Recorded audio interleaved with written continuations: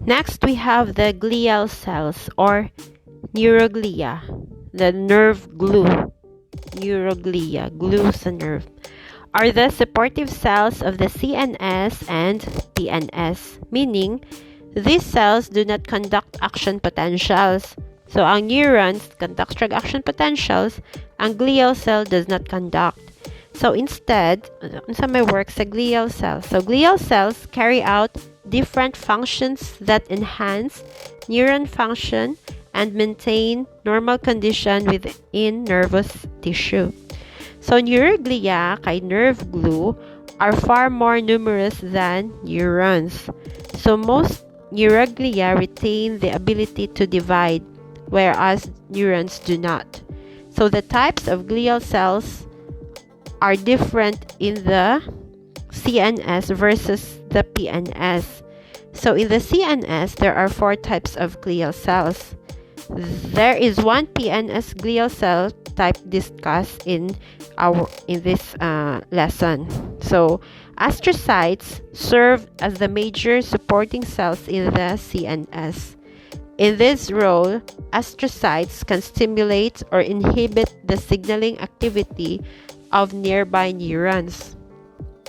In addition, astrocytes participate with the blood vessel endothelium to form a permeability barrier called the blood-brain barrier. So, ang kanang permeability barrier nga na form sa kaning where the astrocyte participates is called the blood-brain barrier. Naana siya sa blood vessel endothelium.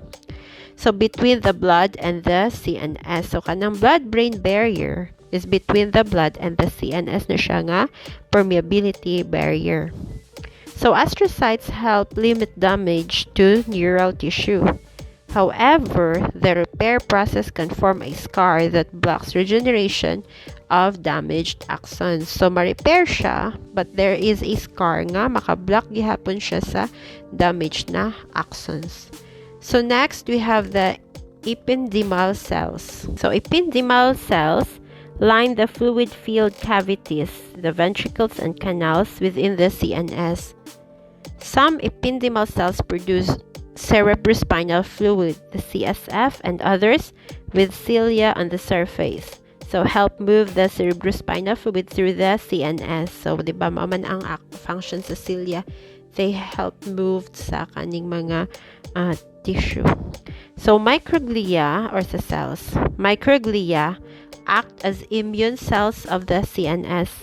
They help protect the brain by removing bacteria and cell debris. So, ang microglia, immune cells ni sila. So, mga guard. Okay, they help remove bacteria and cell debris. Then we have the oligodendrocytes. Oligodendrocytes provide an insulating material that surrounds axons. So in the PNS, the glial cells known as Schwann cells provide insulating materials around axons. So maora ni siya ang glial cells sa PNS nga ma-discuss diri, the Schwann cells. Next, we have the myelin sheath. So as I said before, we will discuss more about myelin sheath here. So, myelin sheaths are specialized layers that wrap around the axons of some neurons. These myelin sheaths are formed by the cell processes of glial cells. Specifically, myelin sheaths are formed by oligodendrocytes in the CNS and Schwann cells in the PNS. So, duha ang maka-form siya ha. Sa CNS ang oligodendrocytes and then sa PNS ang Schwann cells. Axons with these myelin sheaths are called myelinated axons. So each oligodendrocyte process or Schwann cell repeatedly wraps around a segment of an axon to form a series of tightly wrapped cell membranes. So the myelin is an excellent insulator that prevents almost all ion movement across the cell membrane. So gaps in the myelin sheath called nodes of Ranvier occur about every millimeter between the oligodendrocyte segments or between individual Schwann cells. Ion movement can occur at the nodes of Ranvier. Myelination of an axon increases the speed and efficiency of action potential generation along the axon.